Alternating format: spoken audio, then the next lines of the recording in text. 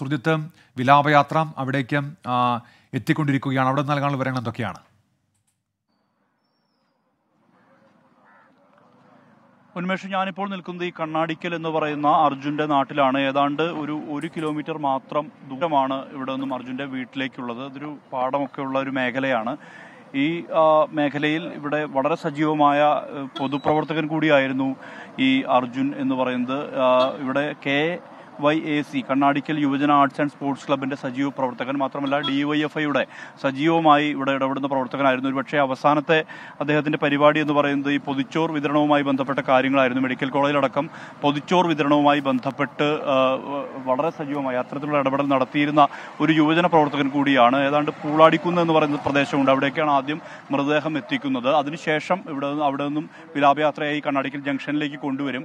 അവിടെ നിന്നും കൊണ്ടുപോകുന്ന നിലയിലേക്കാണ് അത്തരത്തിൽ ക്രമീകരണമാണ് ഇവിടെ നടത്തിയിട്ടുള്ളത്. എന്തായാലും ഈ നാട്ടുകാരെ സംബന്ധിച്ചൊക്കെ ഒരുപാട് ഓർമ്മകൾ അർജുനുമായി ബന്ധപ്പെട്ട് ഉണ്ടാകും. എങ്ങനെയാണ് അർജുനെ നിങ്ങളൊക്കെ അനുസ്മരിക്കുന്നത്? എങ്ങനെയായിരുന്നു അദ്ദേഹത്തിന്റെ ഈ നാട്ടിലെ ഇടപെടൽ? ഇവിടെ ക്ലബിൻ്റെ പരിപാടിയായിട്ട്, പിന്നെ പാർട്ടി സംബന്ധമായിട്ടുള്ള അതിനൊക്കെ ആയിട്ട്, പിന്നെ ആദ്യം തന്നെ ഇവിടെ നടക്കുന്ന ചെറിയ വണ്ടിയിലാണ്. ചെറിയ വണ്ടിയിൽ അങ്ങനെ പോയി കുറച്ച് കഴിഞ്ഞപ്പോഴാണ് വലിയ ടോർസോ ലോറിയിലേക്ക് പോകാൻ തുടങ്ങിയത്. അന്ന് ഇവിടെ സിംഡി വീഡിയോയിലെ വണ്ടിയിലെ ഡ്രൈവറൊക്കെ ആയിരുന്നു. അപ്പോൾ അങ്ങനെ ഇവിടെ കളിക്കുന്നത് കൊണ്ട് എല്ലാവരും അറിയും.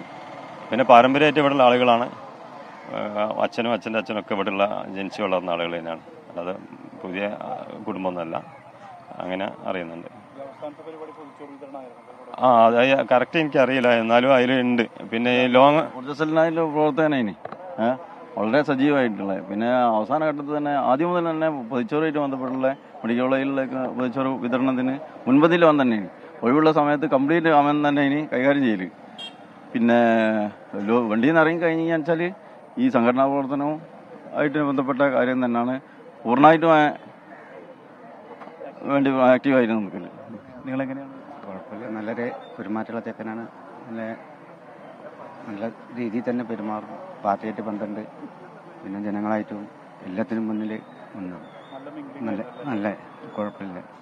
ഇതാണ് ആ ക്ലബ്ബ്. അദ്ദേഹം ഇവിടെ സജീവമായി പ്രവർത്തിച്ചിരുന്ന ക്ലബിന്റെ ബോർഡ് കാണാം. DYFIയുടെയും CPIഎമ്മിന്റെയും ഓഫീസാണ്. അതിനിടയിലാണ് ആ ക്ലബിന്റെ ബോർഡ് നമുക്ക് കാണാൻ കഴിയുക. ക്ലബിൽ ഉൾപ്പെടെ വളരെ സജീവമായ രീതിയിൽ തന്നെ പൊതുരംഗത്ത് ഇടപെട്ടിരുന്ന ആളാണ് അർജുൻ എന്നുള്ളതാണ്. അതായത് ഇവിടെ എല്ലാവർക്കും സർവ്വസമ്മതനായിട്ടുള്ള ഒരാൾ എന്നുള്ള നിലയിലാണ് അർജുൻ്റെ ഒരു ഇടപെടൽ ഉണ്ടായിരുന്നത്. പല ദേശങ്ങളിൽ നിന്നും പലരും ഇവിടേക്ക് എത്തിയിട്ടുണ്ട്. നേരത്തെ ഒരാളുമായി സംസാരിച്ചപ്പോൾ മലപ്പുറത്തു നിന്നുമാണ് അദ്ദേഹം ഇവിടേക്ക് എത്തിയത്, ഒരു നോക്ക് കാണാൻ വേണ്ടി. അത്തരത്തിൽ വളരെ വൈകാരികമായി കേരളത്തിൻ്റെ വലിയ നോവായി മാറിയിരിക്കുന്നു അർജുൻ എന്നുള്ളതാണ്. ധാരാളം ആളുകൾ, സ്ത്രീകൾ ഉൾപ്പെടെയുള്ളവർ നമുക്ക് കാണാൻ കഴിയും. ഇവിടെ ഉള്ളവരാണോ ചേച്ചി? എങ്ങനെയാണ് അർജുൻ നിങ്ങൾ അനുസ്മരിക്കുന്നത് ഈ പ്രദേശത്ത്? ഞങ്ങൾ സജീവമായിട്ട് ഇടപെട്ട എല്ലാ കാര്യത്തിലും മുൻപന്തിയിലുള്ള ആളേന്. ഞങ്ങൾ അയൽവാസിയാണ്. എല്ലാ കാര്യത്തിലും എല്ലാ പ്രവർത്തനത്തിലും മുന്നിലുണ്ടാവലുണ്ട്. ഞങ്ങൾ ഇവിടുത്തെ നാട്ടുകാർ തന്നെയാണ്. അർജുൻ ഞങ്ങളൊരു സഹോദരൻ, എൻ്റെ ഒരു സഹോദരൻ മോനോ ആരൊക്കെയോ ആണ് അർജുൻ. ഞങ്ങൾ തൊട്ട അയൽവാസികളാണ്. അർജുന് ഇങ്ങനെയാണ് ഞങ്ങൾക്ക് കിട്ടിയത്. അത് ഭയങ്കര ഒരു വേദന. ഞങ്ങൾ ഈ കണ്ണാടിക്കൽ പ്രദേശത്ത് ഇനിയിപ്പോൾ അർജുൻ്റെ നാട് എന്നല്ലാണ്ട് ഞങ്ങൾക്ക് അറിയപ്പെടാൻ കഴിയില്ല. അതാ ഞങ്ങൾക്ക് ഇനി ഇഷ്ടം. എല്ലാ കാര്യത്തിനും കോവിഡ് കാലം, പ്രളയോ ഇതിനൊക്കെ മുൻപന്തിയിൽ നിന്നൊരു വ്യക്തിയാണ് അർജുൻ. ഭയങ്കര ഒരു സഹോദരൻ ആരൊക്കെയോ ആണ് ഞങ്ങൾക്ക് അർജുൻ. അത്ര എല്ലാ പ്രവർത്തനത്തിനും മുൻപന്തിയിൽ നിൽക്കുന്ന ഒരു വ്യക്തിയാണ്. ഭയങ്കര ഇങ്ങനെ ഞങ്ങൾ അർജുനെ കിട്ടിയതിലാണ് ഞങ്ങൾക്ക് ഭയങ്കര ഇത് അവസ്ഥയായിരുന്നു. അത് പൊതിച്ചോറിൻ്റെ കാര്യത്തിലായാലൊക്കെ സഖാവ് മുന്നിലുണ്ടാവലുണ്ടായിരുന്നു. സഖാവിൻ്റെ വിയോഗം ഞങ്ങൾക്ക് ഭയങ്കര. സഖാവിൻ്റെ അമ്മയായിട്ടൊക്കെ സഖാവായിട്ടൊക്കെ നല്ല പരിചയിച്ചാൽ ഞങ്ങളൊരു കുട്ടി തന്നെ അതിൽ വളരെ വിഷമത്തിലാണ് ഞങ്ങളെല്ലാവരും. എന്തായാലും അവൻ്റെ ആത്മാവിനെ ശാന്തി കൊടുക്കുക, അത്രേ ഇപ്പോൾ ഈ ഒരു അവസരത്തിൽ നമുക്ക് പറയാനുള്ളൂ. വളരെ വിഷമത്തോടെയാണ് ഞങ്ങൾ ഇരിക്കുന്നത്. ഒരുപാട് കാര്യങ്ങൾ ഞങ്ങൾക്ക് ഓർക്കാനുണ്ട് അവനെ പറ്റിയിട്ട്. അവൻ്റെ ആ പത്രം കൊണ്ടിടാൻ വരുന്നതും അങ്ങനെയുള്ള കാര്യം ചെറുപ്പം മുതലേ വീടിന് വേണ്ടിയിട്ട് ജീവിച്ച ആളാണ്. സഹോദരിമാർക്ക് വേണ്ടിയിട്ടും അമ്മയ്ക്ക് ഞാൻ ഒരുപാട് പ്രാവശ്യം അവരുടെ വീട്ടിലൊക്കെ പോയിട്ടുണ്ട്. എപ്പോഴും പോകുമായിരുന്നു ആദ്യം. അപ്പോഴൊക്കെ കാണാം അവൻ്റെ അവിടുത്തെ ആ വീടിനുള്ള സാന്നിധ്യം. വളരെ വിഷമത്തോടെ അത് ഓർക്കാൻ പറ്റുള്ളൂ. ക്ലബിൽ KYACയിലായാലും എല്ലാത്തിലും ഞങ്ങൾ ഒപ്പത്തിനൊപ്പം പ്രവർത്തിച്ച ആളാണ്.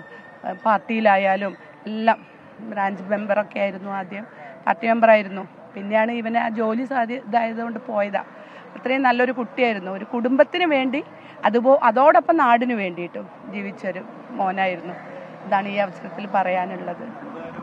ഇതാണ് ഇത്ര വൈകാരികമായ ആളുകൾ പറയുന്നു. കാരണം ഈ പ്രദേശത്തിൻ്റെ ഒരു നേതാവായിരുന്ന ആളാണ്, യുവജന പ്രവർത്തകനായിരുന്ന ആളാണ്. അത്തരത്തിൽ വലിയ രീതിയിൽ സജീവമായ രീതിയിൽ ഈ നാട്ടിൽ ഇടപെട്ടിരുന്ന ഒരാളുടെ നഷ്ടം എന്നുള്ളത് തന്നെയാണ് ഈ കണ്ണാടിക്കൽ എന്ന് പറയുന്ന പ്രദേശത്തെ സംബന്ധിച്ചുള്ളത്. ആളുകളെല്ലാം തന്നെ അതിൻ്റെ പ്രയാസത്തിലാണ്, വിഷമത്തിലാണ്. എന്തായാലും മൃതദേഹം അല്പസമയത്തിനകം തന്നെ ഈ പുളാടിക്കുന്ന് എന്ന് പറയുന്ന പ്രദേശത്തേക്ക് എത്തും. അവിടെ നിന്നുമാണ് മൃതദേഹം ഇവിടേക്ക് കൊണ്ടുവരുന്നത്. ഈ കണ്ണാടിക്കലിൽ നിന്ന് തുടർന്ന് ഈ ജംഗ്ഷനിൽ നിന്ന് നേരെ വിലാപയാത്രയായി വീട്ടിലേക്ക് കൊണ്ടുപോകുന്ന നിലയിലാണ്. അത്തരത്തിലുള്ള കാര്യങ്ങളാണ് ഇപ്പോൾ ക്രമീകരിച്ചിരിക്കുന്നത്. എന്തായാലും ഈ നാടിന്റെ ഒരു പൊതുപ്രവർത്തകനെയാണ് നഷ്ടപ്പെട്ടിരിക്കുന്നത്. അതിന്റെ നോവ് ഇവിടെ കണ്ണാടിക്കലിൽ നിന്ന് സുർജിത് അയ്യപ്പത്താണ് വിവരങ്ങളുമായി നമുക്കൊപ്പം ചേർന്നത്. അവിടെ നിരവധി പേർ എത്തിയിട്ടുണ്ട് അർജുനെ ഒരു നോക്ക് കാണാനായി. അല്പസമയത്തിനകം തന്നെ വിലാപയാത്ര അങ്ങോട്ടേക്ക് എത്തിച്ചേരുമെന്നാണ് പ്രതീക്ഷിക്കുന്നത്.